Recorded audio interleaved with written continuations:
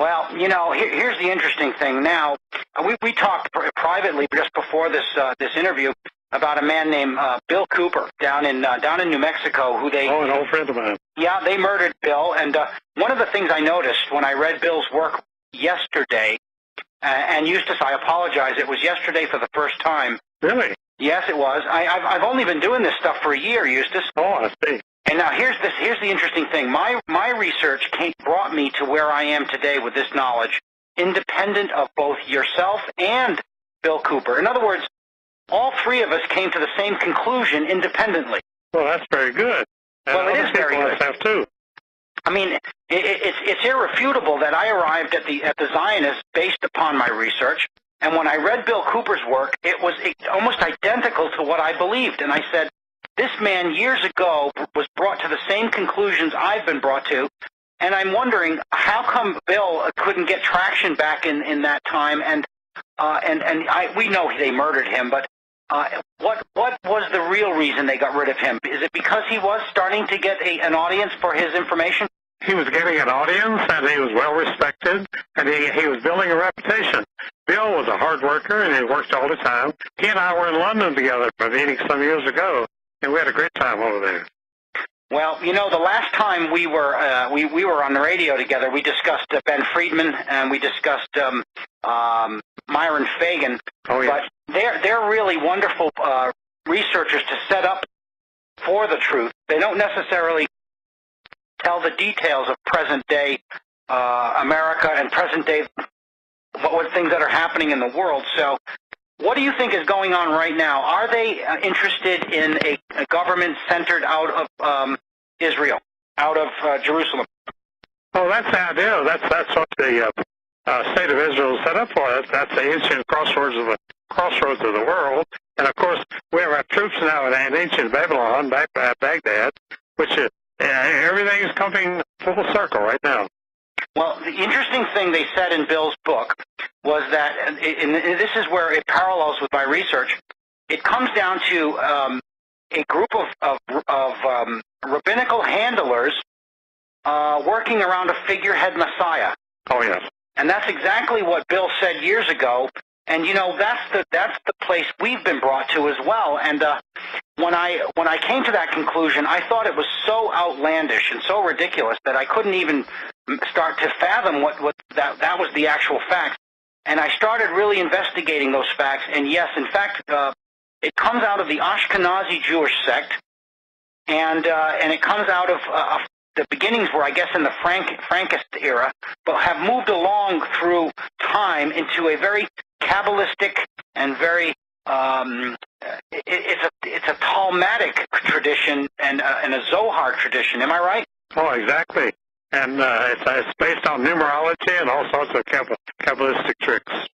Now, does that stuff have any validity in your mind? I mean, I've had people talk to me, Eustace, that said to me that these people can actually do some of the stuff that's claimed. And I thought it was bunk. Oh, it's absolute bunk. They really claim to be able to do black magic, and they can't do a damn thing. What it is a carnival sideshow for the suckers. That's what I thought it was, too, and I called it booga booga. That's exactly what it is.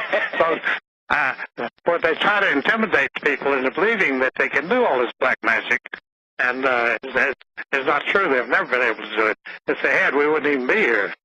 Well, can I ask you another question? I know that the American government has been very active in creating these false stories about UFOs, and they're behind this whole UFO movement, aren't they? Oh, yes. Well, it's all part of terrorism because they like to terrify the people that these aliens are going to come swoop down from Mars and take over the planet next week, so there's nothing anybody can do about it. So anybody with a brain who's looked into this and who continues to promote UFO stuff is either off their rocker or part of a disinformation squad.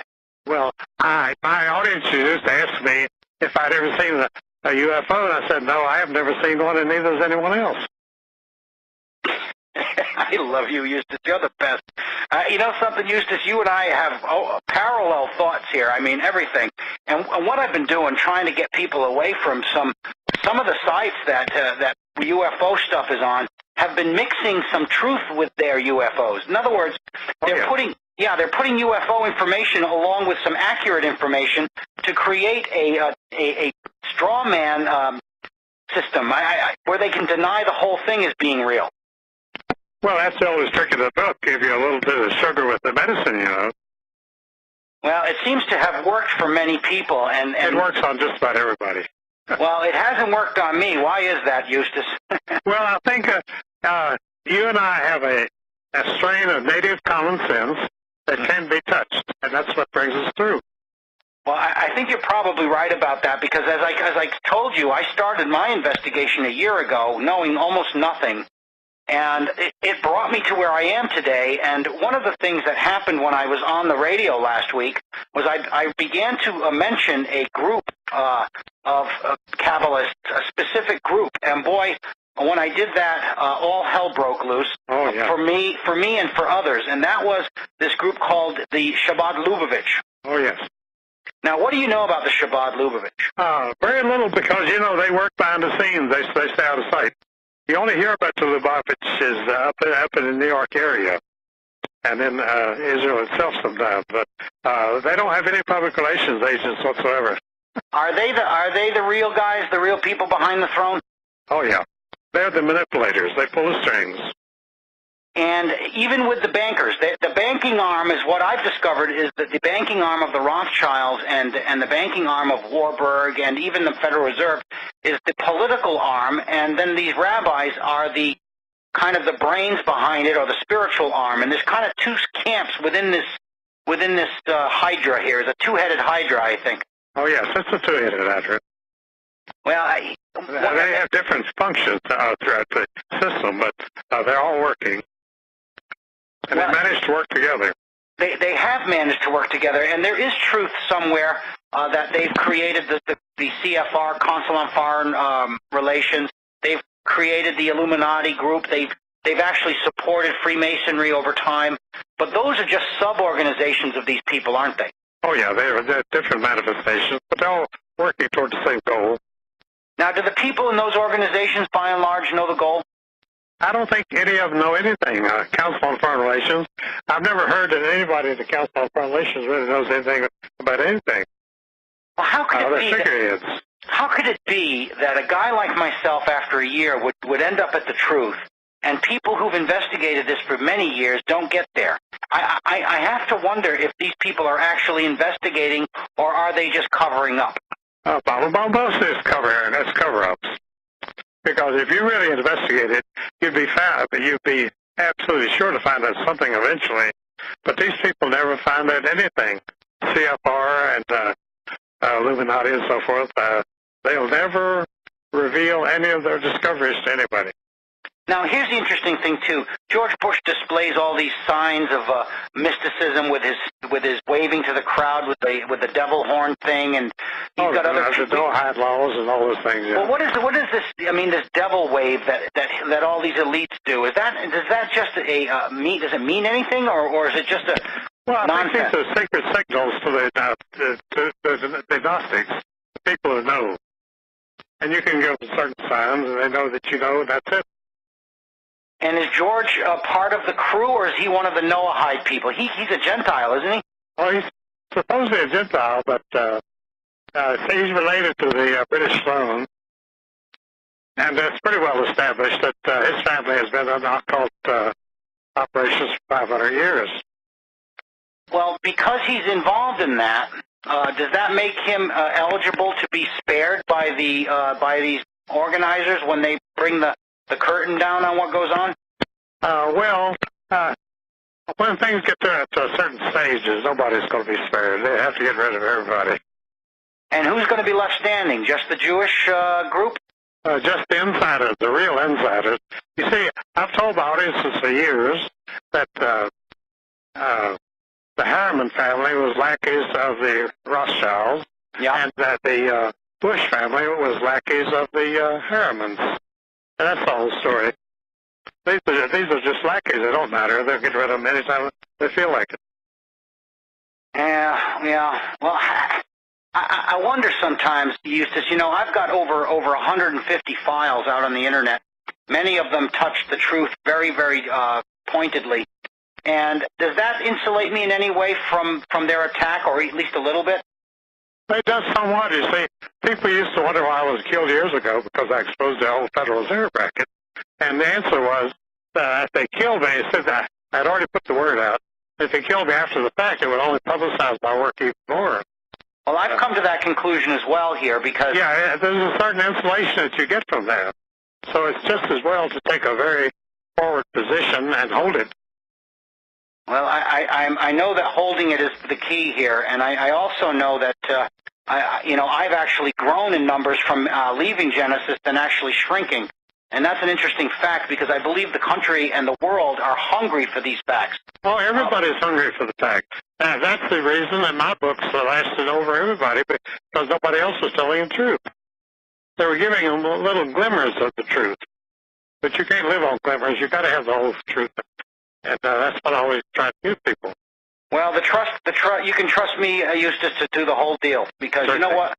I got the story. I'm giving it to the public, and I got to tell you something. It's a dangerous game. They've been threatening my other guests not to come on my programming. They've actually, I'm certain, have done things to some of my researchers. That's the only thing that could explain some of the bizarre reactions I've been getting from people. I'm wondering, what they must be planning to something quite soon because they're actually looking like they're panicking. I think they are panicking because for the first time they see the light going out at the end of the tunnel. Well, it's because of the efforts of people like you setting the stage for this, Eustace, and I got to tell you. Well, we've been working a long time, and it's really beginning to pay off. Are there places in the world who are on our side quite convincingly, or are they in command almost everywhere? No, I think that all over the world there's people on our side, and people have always been on our side.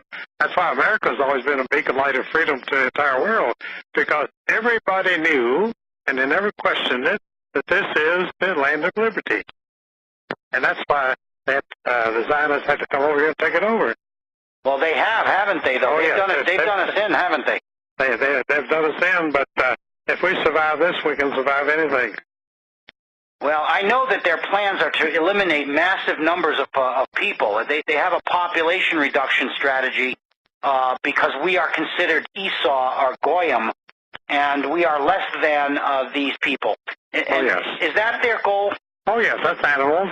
To reduce us all to animals. George Orwell's one of his most famous books was Animal Farm. Yeah. He was reflecting this philosophy in that book. Well, interesting when I noticed that these people actually, have the nerve in our country to call criticism of certain people in the Jewish community anti-Semitism, when 90% of the Jewish community of Ashkenazis are not even Semitic. Oh no, they're Turco-Edomites and Khazars, and that's it. They have no roots in the land of the present land called Israel whatsoever. And so the promised land that God promised the Israelites was never promised to these people. Well, nobody's ever seen the contract, and we don't know whose name is on it. Well, I have to agree with that as well. But, here's the thing, though. They have such control over news and can exert so much control over leadership.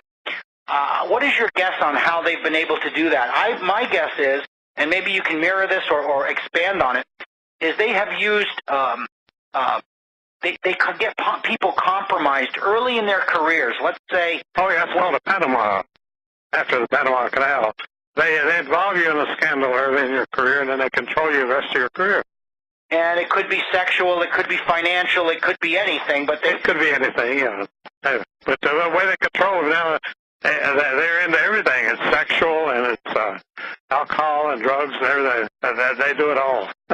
And a lot of the child pornography and whatnot is from these people as well, isn't it? Oh, pedophilia. Pedophilia is one of the biggest rackets in the world. Father Flanagan's Boys Town was actually the headquarters for pedophilia in the United States for many years. It became the most lucrative charity and philanthropy in the United States. because so many millionaires were pouring money into it. Really? Oh, yes. They were flying planes all over the United States, planefuls of boys to entertain politicians and millionaires. Why does that make me so? I feel vomitous just to hear you say those. Well, it's so shocking, and to think that so many young lives are being destroyed like this it's enough to blow your mind. Well, this is one of the reasons why most people can't wrap their brain around this conspiracy and the fact that they would be involved in pedophilia or they would be involved in a world takeover of these people, because it's such a big conspiracy, Eustace. How do we shrink this conspiracy down to the common man size so they can start digesting just how dangerous things really are? Well, we can't shrink it down, but we've got to make people realize the enormity of the situation. I mean, I was just a little country boy, and I went to Washington and New York and Los Angeles, and I saw all this life at first hand. And it never fazed me. It was shocking, but it never got me down at all. I was never depressed by it. Well, I'm not depressed by it. I am feeling the urgency of the hour here to get this information out, because I do know they are getting backed into a corner, and when you corner a nest of rats, they have a tendency to strike out. Well, rabid wolves can be very dangerous. Well, yeah, I think you're right, and here's the other side of it. I believe we're going to defeat these people handily. It won't come in a bloodless way, I don't believe. So, what do you see coming in the future here, Eustace? Well, I see the whole situation tensing quite a bit, but I'm not worried about it, because I feel like, after all I've seen at first hand, I feel like the American people are still sound. It's incredible, but our genetics are still intact. It's a basic situation. Well, I think you're a very encouraging soul here, Eustace, because from what I've gathered, America is becoming less and less capable and cognizant of their world around them as a result of being poisoned by fluorides and aspartanes and monosodium glutamates and mercury, and these are all intentional acts by this same group, aren't they? Oh, they certainly are. Well, the integrating of the American school system in 1954 really was the end of education in the United States. Yeah. There's been no education since 1954. Well, and so once they got control of education, then they started introducing inoculations to children. They started demanding that they take certain medications that were obviously harmful in retrospect. Well, they were well known to be harmful. And so children were being sent to school by their parents, and the school nurse would give them these poisonous injections. My book on the history of the AMA is called Murder by Injection, because murder by injection is the whole story. And what are they trying to do? Weaken our resistance to disease, or destroy our longevity, or just to make us sick as a general population? Well, all three, because it's all intended to lower your resistance and your will to resist. Well, I also know that fluoride was used during the Nazi era to reduce the intellect of people it was administered to. Oh, yes, and then communism did the same. You see, all the isms, communism, fascism, and Nazism, were practically the same thing. They were all started by the Rothschilds in Germany in 1838. Well, but what I was talking about, though, is that they were using fluoride as a dumbing down agent. Oh, yeah, because it attacks the central nervous system and the immune system. And didn't that they knew this in Germany because they were administering it to large masses of people that they were holding, and they knew it had a very strong effect on people's intelligence. Well, Stalin was using the same thing at the concentration camps in Russia, because he found out that by giving fluoridated water to the prisoners, he could run his camps with 1/3 of the number of guards that he formerly needed to control the people. And, of course, you know that the water systems in the United States are being bought up by none other than Suez Lyonnaise des Eaux, and by a company called, what's the name? It begins with a V. Not Vivendi anymore. They changed their name. But both of these companies are owned, guess who? Rothschild money. Oh, yes. And they bought the company called U.S. Filter, which was America's largest water distribution company, and they They distribute water in most of the large cities in the United States today. Oh, yeah.